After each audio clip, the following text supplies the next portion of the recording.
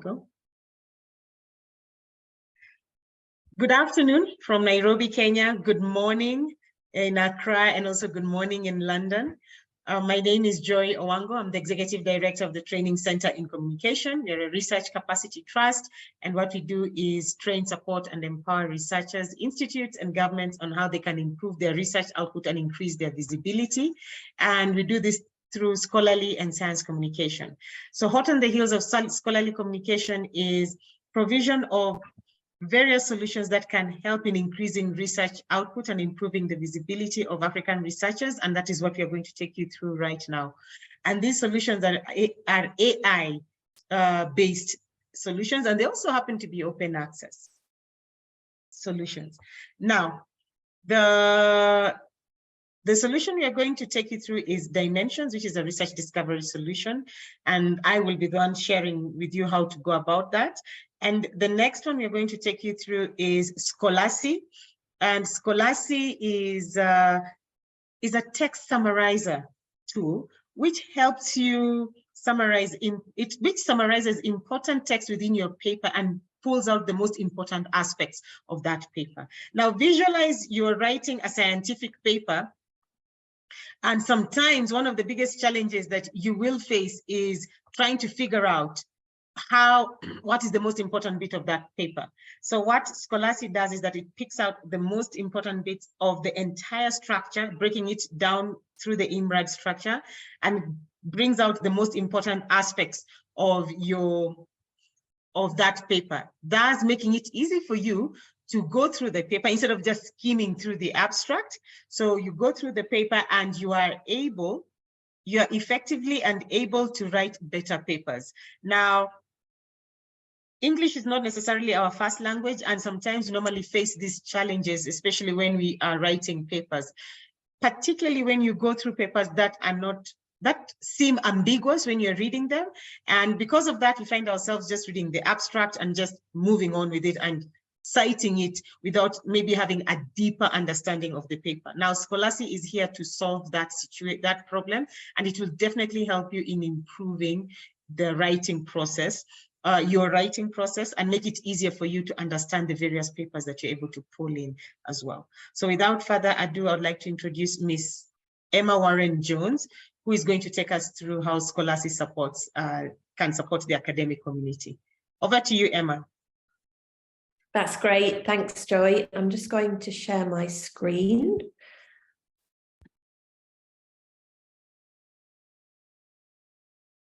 Just give me 1 second, sorry.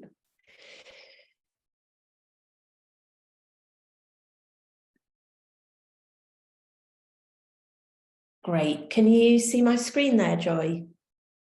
Yes, we can. Lovely. All right. Well, thank you everyone for joining this morning. I'm Emma, co-founder at Scholarcy. And as Joy mentioned in the great introduction, Scholarcy essentially breaks down book chapters and research papers into what we call interactive summary flashcards. So it generates a summary, but it does a lot of other things around that to help you analyze and interpret collections of articles. So I'm going to just run through a few slides and then jump into a demo of our free article summarizer and our app. So really the big issue today is that the volume of research, as I'm sure you're all aware, is growing at really an unprecedented rate, and it's exacerbated by now the number of preprint servers that are available for you to search. And this is really making it harder for researchers to read, filter, and assimilate all of the papers that they've identified as potentially useful. And that means that, potentially important aspects of articles are being missed, and that's impacting research. And studies have shown that students and researchers are really overwhelmed with the volume of reading, and actually that scientific papers are getting harder to read. So it's a big challenge, as I imagine you encounter most days. And some of those specific challenges in relation to knowledge management or to processing all of this research is the fact that you have to screen large collections of articles. So you might have performed a search either on Google Scholar, PubMed, or any other research database. That's generated a bunch of search results. And for every one of those papers, you then need to systematically screen them to pull out information such as key findings, study data, and limitations, and determine how useful that particular article is going to be for your work. But you can imagine if you've got a lot of articles to screen, that's difficult.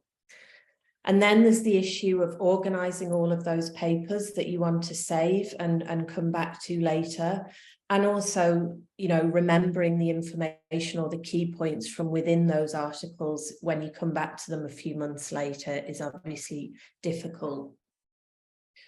The other issue is expanding your research in a systematic way with related articles. So that can be, again, challenging. You may go off on certain tangents into related papers, but then you need to pull all of those related papers back into your library and organize them. So expanding your research can also bring its own challenges. And then there's just the mere fact of managing the cognitive load of reading and retaining all of that information. And so when you're systematically screening a collection of articles, as I'm sure you're aware, there's a few questions that you really need to be answering as you skim read the paper. So the why, so what's the problem or what's the objective of the study, or the problem that the author's trying to solve. The who, so who are the study participants, how many are there? The how, so thinking more about the methodology and whether it's built on established methods or whether it's a novel approach. The what, so really looking at the results and determining whether they're meaningful and how they're going to help your research. And then limitations, so what could be improved in that particular study and what could be built on. And the other thing that it's important to get a sense of when you're screening an article is how that article compares to prior or previous studies in the field. So do its results build on prior articles published in this field, or is it differing or deviating from what was previously known? So you can imagine that trying to answer all of those questions while skim reading, say, 30, 50 articles is not easy. And that's really where Scholarcy comes in. So what Scholarcy is doing is extracting key information from the article or the chapter and presenting it in a more accessible way in a format that we call the summary flashcard that I'll come on to. And so what it's helping you to do is verify the sources that are contained within an article. So it surfaces links to all of those cited sources within the paper. And that means you can just click straight to that cited article and have a look at it. It presents all of the sections of the paper. So the IMRAD structure, it reflects that within the summary flashcard. So that means that you can explore the article in a non-linear way. So you might just want to jump straight to the methodology or the results or the conclusion. And it's really easy to do that within the summary flashcard, as we'll see. It also pulls out a section called comparative analysis. So it's really directing you to those areas of the paper where the authors are talking about building on or differing from prior studies. It identifies and pulls out the key concepts from any article or chapter and links those to definitions. And then it also extracts figures and tables, so you can see figures in a clearer view, and then you can download tables to Excel if you want to analyze that data further. So with that, yeah, Scholarcy it's an app, and it's used by students and researchers worldwide to screen papers and prepare their literature reviews. So we have a lot of students, academics and researchers using the app. So with that, I'm going to jump into a quick demo. And the first thing that I just wanted to point you to is our article summarizer. And I'm going to after the presentation, I'll paste a link into the chat. So this is essentially a free tool and anyone can use it. And this just basically does as I've just said, which you upload a paper and it breaks it down into this summary flashcard that you can see on the right-hand side. So I'm just going to show you the paper that I'm going to upload here. And this is an article from Health and Social Care Journal, and it's about a problem that's particular to the UK at the moment, that people aren't being discharged from hospital quickly enough. So you can see it's sort of typical article format. We've got the abstract. It's a 2-column article. It's talking about the methods, the results, and we've got a bibliography. Actually, there's a few tables included in this article, and then the bibliography at the end. So sort of typical research paper format. So I'm going to import that now into my article summarizer. So I just hit the upload document and double click on that paper. And this typically takes probably between 5 and 10 seconds to generate the summary flashcard from the report. So it very much depends on the length of the article, on the number of figures and tables contained within the article, but usually between 5 and 10 seconds, Scholarcy will generate this interactive summary flashcard. So you can see here that I've got the headline of the paper, the title, and then I get this short headline summary that's generated by Scholarcy. So this is giving me just a little overview of what the paper's about. If I wanted to tweet that to my followers, then I can do that automatically with this little tweet button. And then we go into the summary flashcard. So as I mentioned, you get the key concepts. So the key terms and acronyms within the paper that have been determined by Scholarcy's algorithms are pulled out here. And this is a useful way to just get an overview of some of the key concepts that are contained within the paper.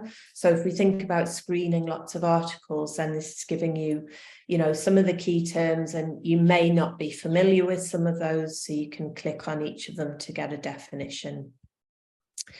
It extracts the abstract and it also highlights certain parts of the abstract. So these blue and orange highlights that you'll see within Scholarcy essentially show you, so the blue highlights denote significant or key points from within the paper, and they're really evidence-based facts that are highlighted in blue. And the orange highlights are showing you or highlighting aspects of the paper where the author's talking about what they found or what they concluded as a result of this study. So it's really, the orange highlights are findings from the author. And then we give you a range of summary formats. So we have a synopsis, which is giving you essentially a short narrative summary of the paper.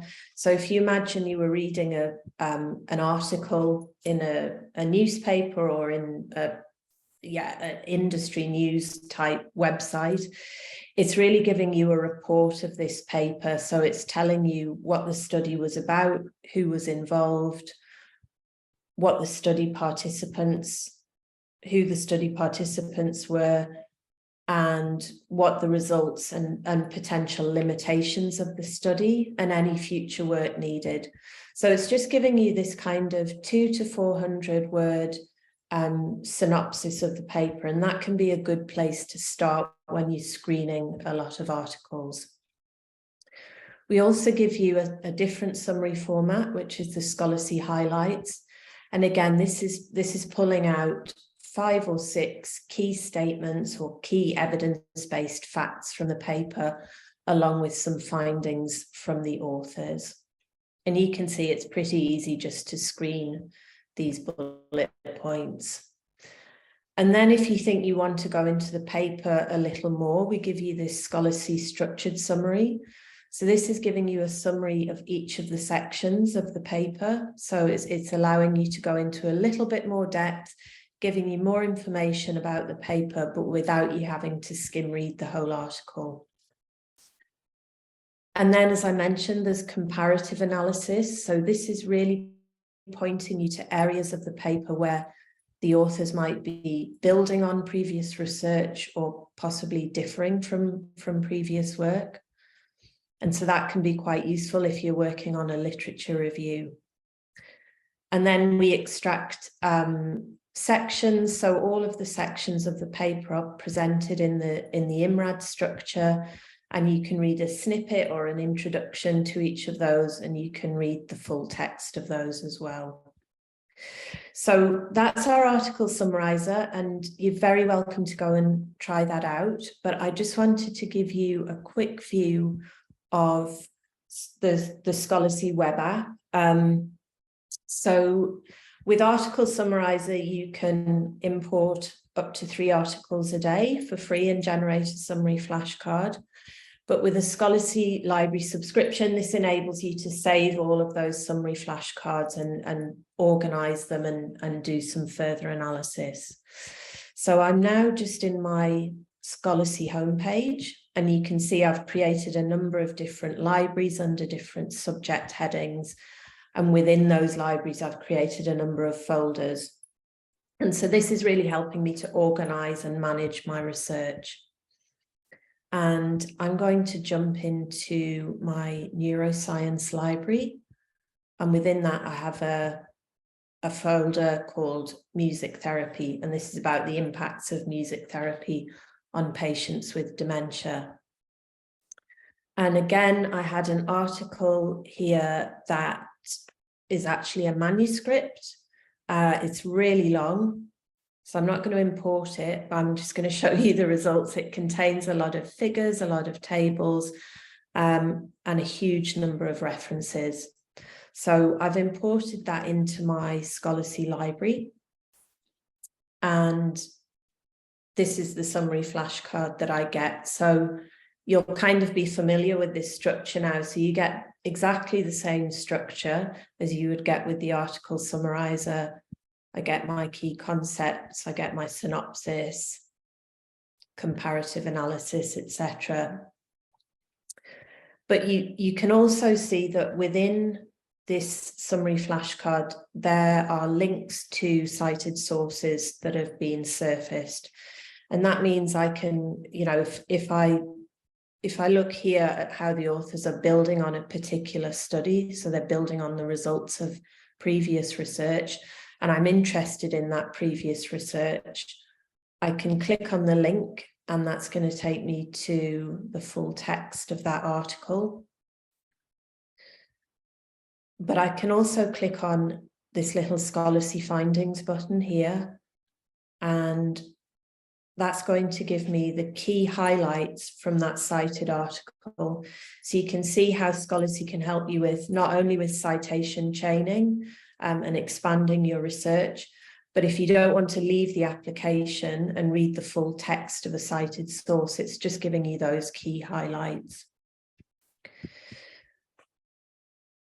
And one aspect of the flashcard that I didn't cover earlier is the references section. So again, links to all of those references are surfaced, and I can click on any of these links to go to the full text, but I can also click on the Scholarcy findings just to pull in the key points from those cited sources. We integrate with a tool called Cite AI, which does citation sentiment analysis. So this is not only telling me the total number of times this paper's been cited, it's showing me the number of times it's been positively cited or confirmed, or perhaps negatively cited or disagreed with. Joy, I'm just checking on time. Have I got another few minutes?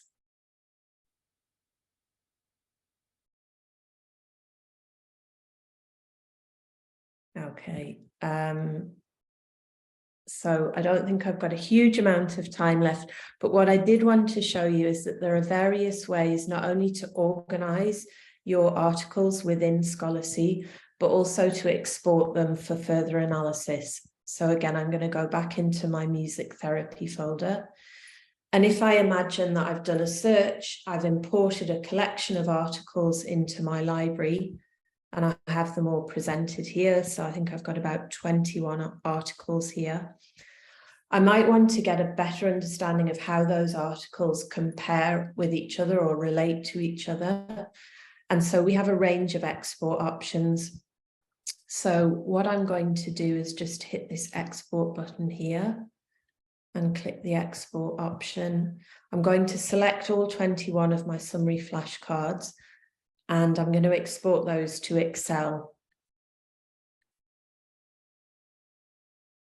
And that's generated a spreadsheet that gives me the contents of the summary flashcard that we've just gone through on an individual row within that spreadsheet. So I've formatted this to make it a little easier for you to see. And this is where Scholarcy really comes into its own in terms of analysing and interpreting collections of literature, because you've got all of the contents of the flashcard side by side. And so you can see now how it would be easier to say compare key contributions from those particular articles, or perhaps the key findings and some of the study participants. So that's just one way that you can export. There's a range of other options. You can export individual flashcards to Word or PowerPoint, and you can also export collections of articles to Markdown, so that you can import those into knowledge management tools and get a sort of visual representation of the contents. And you can also export to RIS and import into your Zotero or any other reference manager to generate a bibliography. So I'm going to stop there because I think I'm pretty much at time, and I'll hand back to you, Joy.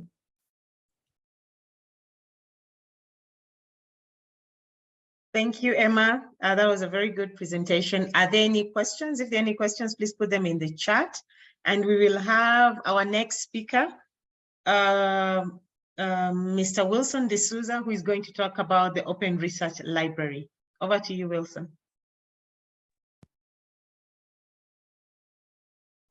Hello, hi everyone. Hello, hi Joy. Hi everyone. I'm really glad to be here with all of you to talk a little bit more about Knowledge Unlatched and maybe how this could be helpful for you on your work and to improve your visibility as a researcher. So let me share my screen. Just a second.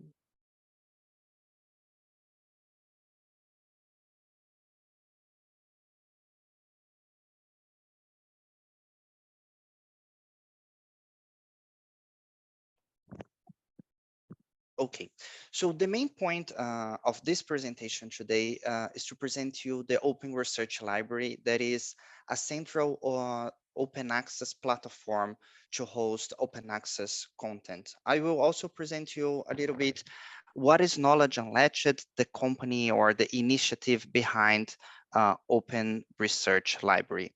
So the main point, as I said before, not just presenting Knowledge Unlatched, but also what is the benefits that Open Research Library brings to your academic community, for your students and teachers, also for your librarians, and especially for the researchers and academic open access publishers also.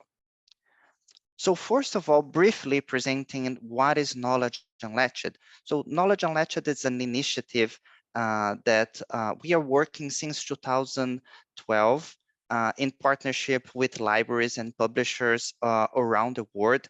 And I would say that we are well known from the library community by our crowdfunding platform for open access collections. So in short, the main point here is that in the past, and I think that's quite clear to everyone, that's really difficult or more challenging to fund humanities and social science content. So based on that, we have this crowdfunding platform where institutions, libraries around the world, they can come together and co-finance the publication of open access academic books and also journals.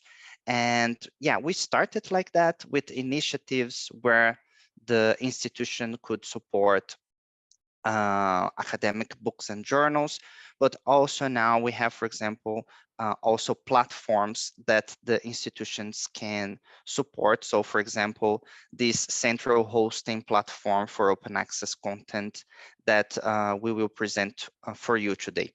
So in short, how we work every year, normally from April to May, we received some applications from publishers, the submissions from publishers from different titles. We established some rules that they have to follow. For example, the content must be peer-reviewed. They must offer this content in different formats, including a pub format and PDF.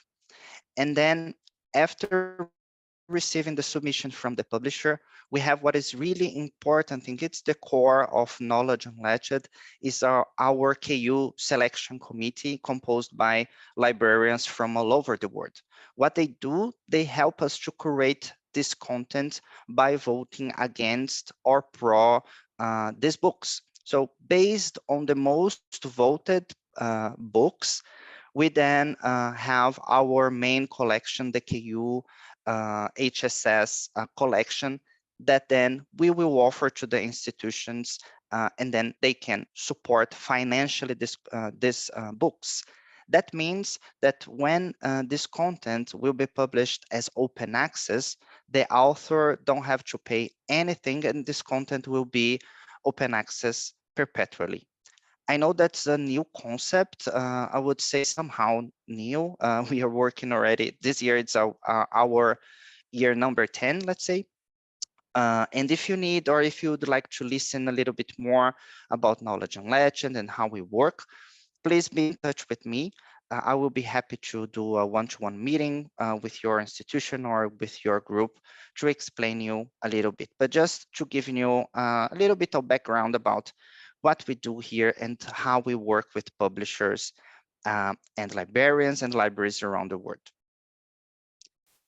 So just to give you a little bit of an overview about our work, this is the results that we achieved so far in this model. So far, almost 600 libraries around the world already supported one of our collections to make this title open access. The number of publishers that participated also, it's more than 100. Books and lectures are made as open access. Actually, we are almost reaching 4,000 books. The journals that were flipped to open access, as I mentioned, we also have initiatives for journals. It's more than 50 now. And the total number of usage interactions for all this content, it's around 15 million around the world. All this content, it's completely and freely available to you, as I will present to you in Open Research Library, but this content, it's also hosted in different platforms. And the journals also, they are available. You can access our webpage and then have access to all this content. Okay, so now the main point, and this presentation, it will be quite straightforward.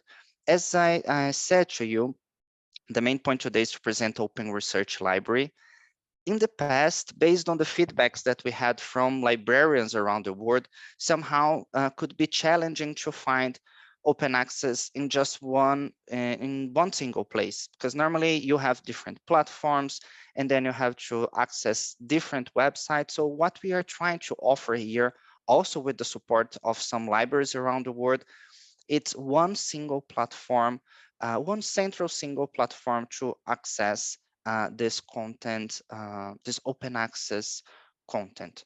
So hosted in Open Research Library is not just the books that were made open access with the support of the libraries around the world, let's say the KU books, but also we keep every day adding more content there, and not just book titles. As you can see, we have more apart the books from Knowledge Unlatched. We have more than 13,000 open access books, and also chapters, academic posters, and videos.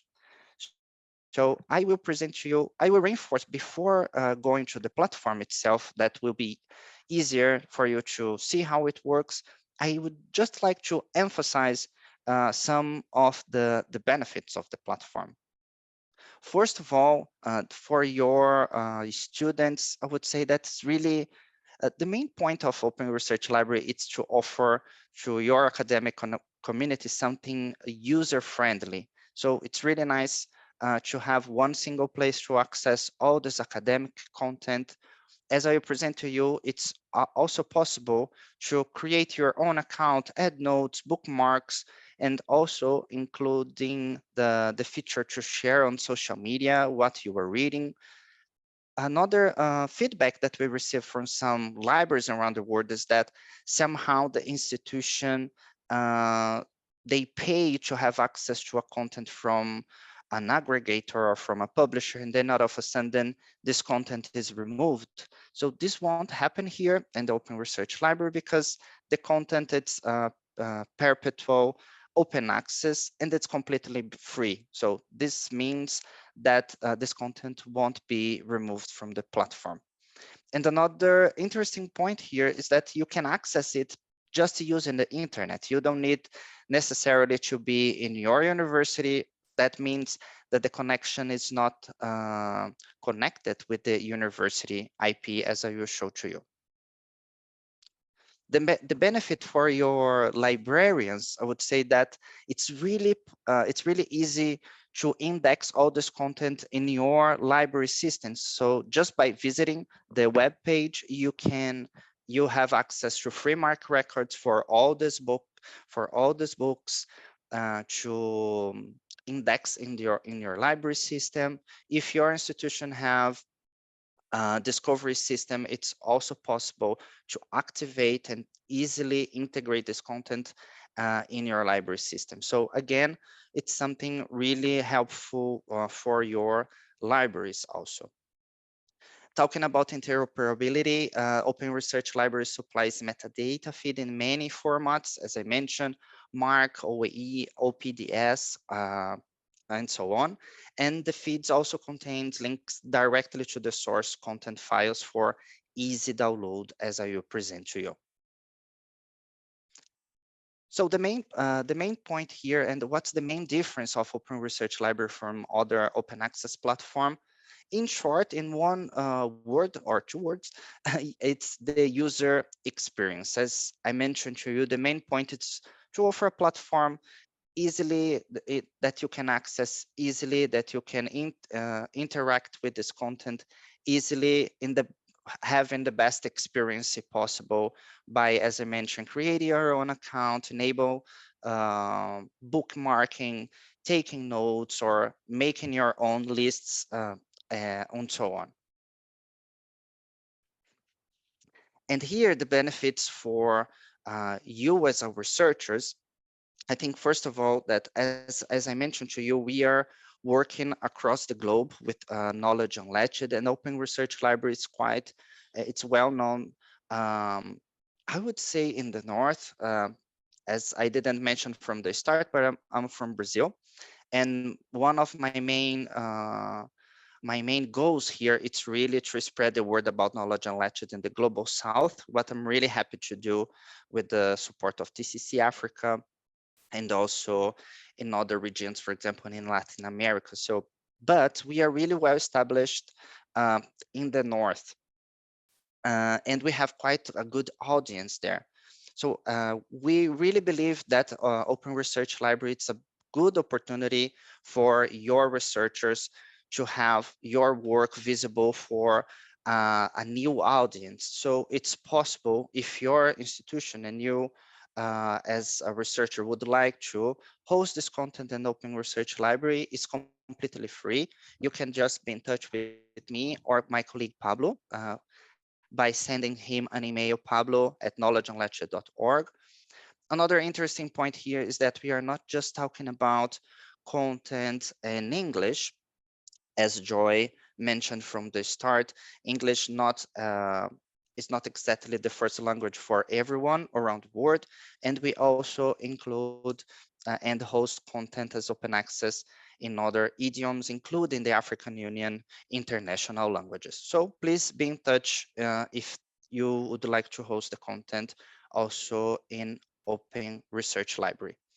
We also think that now that we are, especially in the last years, due the pandemic, we know that libraries around the world, they faced a lot of cuts in the budget. That's really difficult to buy new content or to have access to the new content. So we really believe that promoting Open Research Library and all this quality content books, it's a good strategy on that point. So we really encourage you to spread the word about Open Research Library, not by internally in your libraries or in your institution, but for, as you can see here, for example, it's a good idea maybe to publicize that on your, maybe you have an open access or free an open access page on your institution. So for example, you can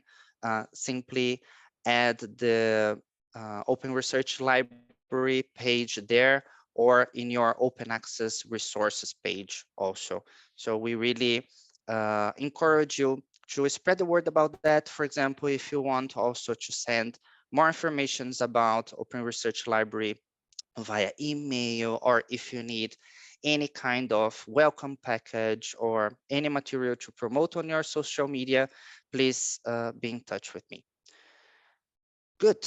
I talked a lot. Let me share my screen. Let me share here my page. I think it's everything. It's fine here. I can present you. Let me just try to make it a little bit wider. Yes, good. Let me just take this a little bit higher. Okay, so I will briefly show to you how it really works, the Open Research Library. We are now here in the landing page.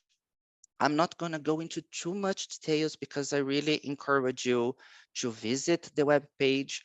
So it's really easy. You just have to type on your browser openresearchlibrary.org, and then you will be here in the landing page of Open Research Library. So first of all, as I mentioned before, to your library, if you want to index all this content in your library system, you can go here. Let me just go back a bit, sorry. You can go here. Let me just show from the start. You can go in menu and then get metadata, and then you will have here all the MARC records to download this content and other type of feeds that you can use to index all this content. So as you can see here, all this content, they are divided, let's say, into different topics or disciplines, and to navigate and to navigate through the content, it's really easy. So let's just take history as an example. As you can see here, you will have all this content or related topic listed here. But if you would like to do a better research here, you have different filters that you can use. For example, the content type. As I mentioned before, we have different languages that you can choose. And also, for example, you can establish a time window that you'd like to research, and so on. So let's say that you want to read or to check a little bit more information about one book. It's really easy. You can just click on the title, and then you will have more details about this content. So for example, you will see more details here about the language, the category, the license type, the DOI, including also the publisher, and also more details as the citations related to this content or related to this academic book. To read, it's quite easy. As you can see, I really like the design of the platform. I think it's quite inviting also for you to use it. So if you want to read, if you want to download this, you can easily click here in this arrow. But if you want to read, you just click on read, and then easily you will navigate through the content. It's quite similar to all these e-readers that we have available in the market. If you already had an experience with one, you can just navigate through it using the arrows. It's honestly quite easy. But also you can see here that you have the options of to add, for example, bookmarks, and also to make your own notes.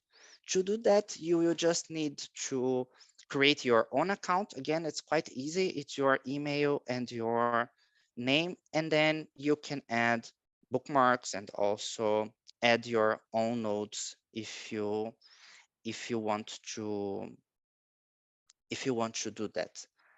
So again, I think the best way to experience the platform, it's really visiting it, and yeah, using and navigating through it. We really recommend you not just to visit the platform, but really make sure that your colleagues also have access to that and take advantage of that. The main point, I think, of the Open Research Library, it's really to spread the word about this content that it's already available for you. So what would be the next steps for your academic community just to finish the presentation? So first of all, again, I recommend you to visit the webpage and see how it looks. If it is something that could be helpful for you, please share this information with your colleagues or with someone that maybe could be interested on that. If you are a researcher or your institution has an academic publisher with open access content, if you would like to help your researchers to increase the impact and the visibility of the work, please be in touch with us. We will be happy to host the content in the platform.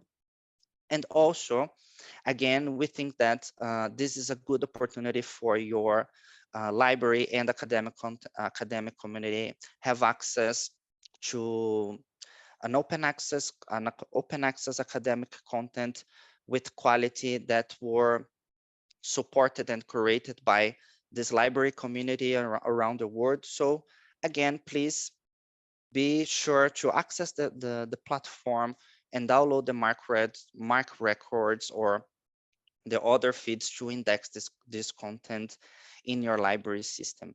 And also, please, if you have any doubts, and now it's the time, I think that I'm not sure if we have that much time, but please, if you have any doubts, send me an email, wilson@knowledgeunlatched.org. I will be more than happy to do a one-to-one session with you with more time and to show you more details about that, or to talk or to explain a little bit more details about Knowledge Unlatched. Thank you for your time, Joy. Thank you again for facilitating this this moment. Thank you. Thank you so much, Wilson. And I am going to take you through the last presentation of the day.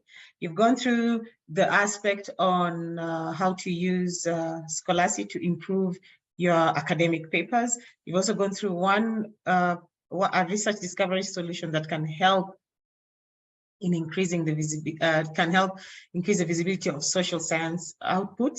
But what I want to take you through is a research discovery solution called Dimensions, which you can access through your library.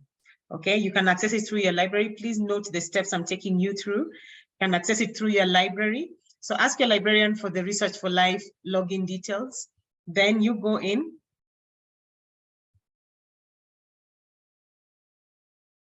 And then click Inari. And this is what you're going to see. Then go to content, go to databases.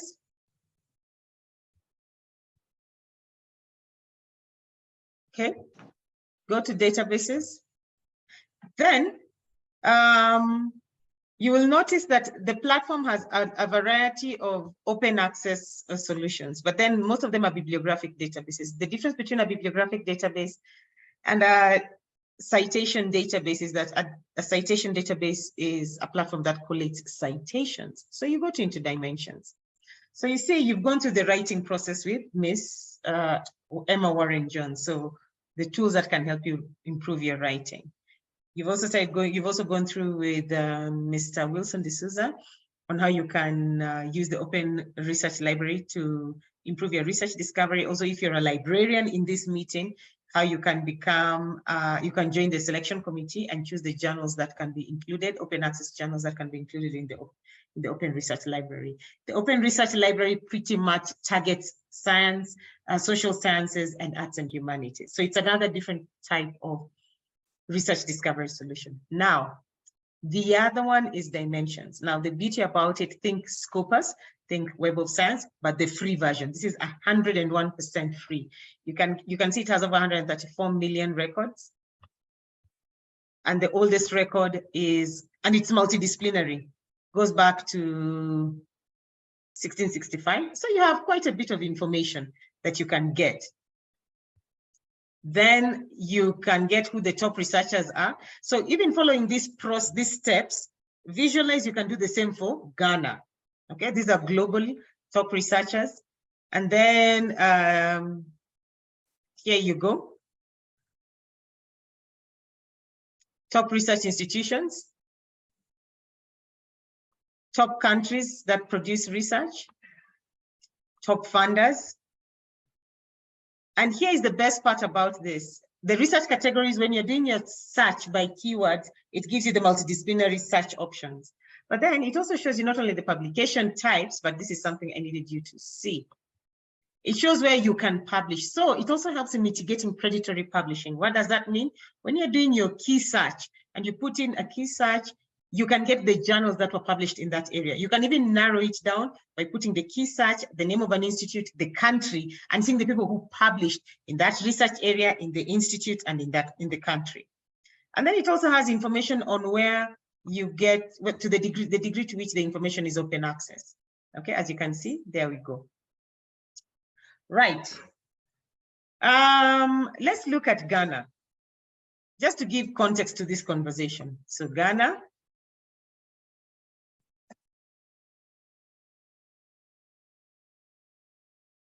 Okay. The oldest publication coming out of Ghana is 1880. 1880. These are the top researchers, and I hope now you understand the top researchers coming out of Ghana. And then these are the top research institutions. Okay. Universities. Okay. Some of you are represented here. Then this is where you publish. The top Ghanaian, top journals that Ghanaians publish in are in that area. But then when you click on analytical views, remember on the left-hand side is the top 10. When you click on analytical views, you can get even 1,000, the top 1,000, which is still okay. Now let's look at subject areas. So what are the top research categories? Let's say biomedical and health sciences. So let's say human society. That should be interesting because it's in, I've got it from here, okay? So search, research on human society, just focusing on Ghana, because you can remove Ghana and get just globally. And these are the top research organizations as it's opening. These are the top authors who are focusing on human in society, okay? These are the top organizations, research institutes that are focusing on that. The countries you're working with. This is who is funding that research area, as you can see. And this funding information also comes with the the proposals as well. To get more information about the funding information, you just click on grants, okay? And you get the proposals. This is where they published, okay? This is where they published. I hope you can see how granular this solution is and how it can help you. You can do the same and say, okay, I want to get human society, research on human society in Ghana from, let's say, University of Cape Coast. And UCC has produced 1,685 categories, publications, and these are the top researchers from UCC, University of Cape Coast. And this is where they've published. Are you seeing? So this platform, what we are introducing you to is a platform which you can access. And I remember when I said you click on analytical views, you can get all the top 1,000 publications you want. You can search by the most citations. You can search by the most citations. So the most cited paper on human society being a keyword, from researcher from University of Cape Coast in Ghana. So that one was done in 2017. Okay. So what we're taking you through is also an AI solution that can help in increasing your research improving your research discoverability and help in increasing the visibility of your output. And how it does that is through this solution called Dimensions. How do you access it? As I'd mentioned earlier on, you can access it through the library. Each of your institutions have a Research for Life code, password. Use those and follow the steps that we are sharing with you so that you are able to access this solution. This solution can help in mitigating predatory publishing. It can help in improving your research discovery. So just getting all the top cited publications. It can help, you can identify journals and where to publish. You can find who the top authors are if you're looking for authors to work with, the top institutions. If you're doing a literature review, your students have no issue in saying that they don't have access to information. They can get the oldest record from this platform. You can also, as librarians, you can also help in mitigating predatory publishing by helping researchers identify journals that are already indexed in this platform. Please note, all the journals that are indexed here are high impact journals. These are journals, Scopus is already indexed here. Web of Science journals are already indexed here. There is no need to invest in other platforms, whereas you can get this free of charge. So I needed to give you an overview of this solution because, as I showed you, you have access to it in your library, how you can use it, and how you can also support your researchers in using it effectively. Let me just show you the degree to which, how far and wide the analytical views is. Analytical views, okay. All right. So let me just remove Ghana and then you just see from a global perspective. Are you seeing? It is opening up. So the research categories, so you'll get more than 100 research categories. So the multidisciplinary angle of that search, okay? You can get who the top researchers are, and I said it will get up to 100 or even 1,000, depending on the research area, the funders, research, and you can also, the research organizations as well. So see, so the topic was on human society. So it starts with human society in biomedical sciences, and it goes down to engineering, psychology, commerce. I hope you can see how multidisciplinary it is. It is extremely, extremely multidisciplinary. So the same for the top researchers. So you end up getting quite a variety of options to work with when you're doing your research discovery. So this is just an overview of what the solution can do. And I hope I've been helpful as we start answering some of the questions. So there is a question by Samuel Ankama. And how well should one trust the summary synopsis from Scholarcy as an AI tool? Emma, that is for you. Hi, thanks. That's a good question. So just To give you a bit of background then, Scholarcy uses extractive summarization. So everything you see within the summary flashcard is extracted directly from the text.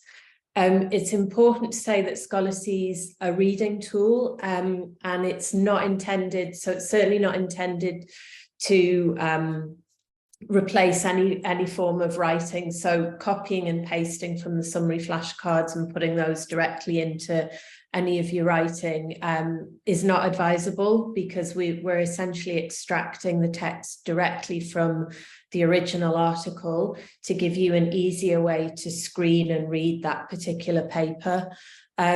So everything you see within the summary flashcard can be traced back to the original article.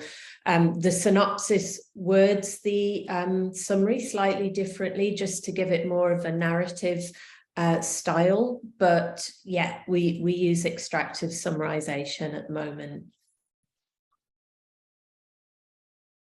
Thank you so much. Are there any questions for the Open Research Library and how it can support you, especially as librarians? Remember, this is a platform where you can index your social science outputs, the books and book chapters as well, free of charge. And you can also use it for your research discoveries. All in order there? Okay, that is clear. Now, about dimensions, as I said, think of it as Web of Science. Think of it as Web of Science. Think of it as Scopus, but free. I know some of the universities have invested in Scopus, and I can assure you it has more data on African research output than Web of Science and Scopus put together. And it can help in improving the research discovery, and you can also end up mitigating predatory publishing and getting funding information. All the information there is indexed, and it's high impact, high quality information. So if that is all, I thank you so much for making time to be with us. We are going to share with you the recording, and bye for now. Don't worry, for those of you who lost the internet, you're going to get a copy of the recording so that you can get the session on dimensions. With that, ladies and gentlemen, goodbye for now. Bye-bye.